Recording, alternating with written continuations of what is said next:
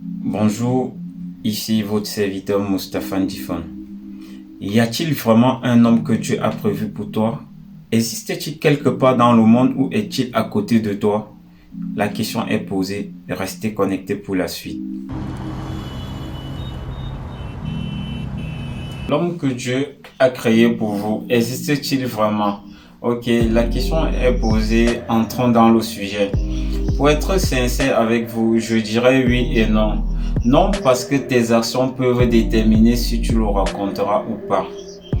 Dans le livre de Stéphane Labousière, il nous donne des critères permettant de reconnaître l'homme que Dieu a prévu pour toi afin de ne pas perdre ton temps avec les autres et de passer sûrement à côté de celui qu'il te faut vraiment. Mes sœurs, mes tantes, mes cousines, vous devez savoir que l'attrait de l'apparence n'est pas la même chose que l'attraction. Le concept de l'attraction dépasse les critères physiques prédéfinis qui, loin de la vie, peuvent te faire passer à côté de lui sans t'en rendre compte une seconde. L'attraction est un fondement naturel de l'amour, mais a-t-elle un rapport avec la volonté de Dieu? Question à se poser. Pour être clair, l'homme que Dieu a prévu pour toi ne sera pas parfait au sens qu'il ne fera jamais d'erreur. Nous péchons, nous sommes des humains, nous agissons mal, c'est la vie. Il y a une différence entre l'homme qui fait des erreurs et qui veut faire mieux et être meilleur pour toi et la personne qui fait des erreurs et ne se soucie pas de ce que cela te fait ressentir. En réalité, celui-ci se moque de l'impact de ses actions sur toi. Tout ce qui est important pour lui, c'est lui-même. Arrête donc de perdre du temps avec des gamins que tu crois faire grandir. Dieu ne t'a pas créé pour être la béquille d'un homme. Dieu ne t'a pas conçu pour porter un homme. Même si je crois qu'une femme peut être un soutien, une source d'inspiration et de motivation pour un homme. Une personne qui l'encourage et l'aide parfois à s'élever. Il est aussi important que l'homme avec qui tu t'engages ait une vision et que vos visions s'accordent.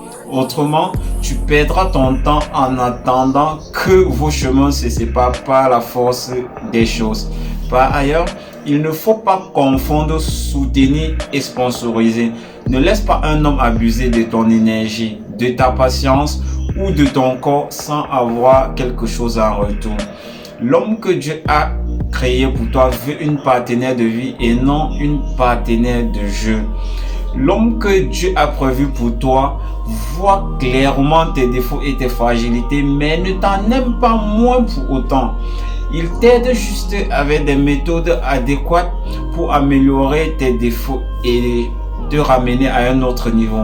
Connaissant donc les caractéristiques de l'homme que Dieu a prévu pour toi, tu es capable de faire le tri dans tes relations et de savoir reconnaître le bon quand il se présentera à toi.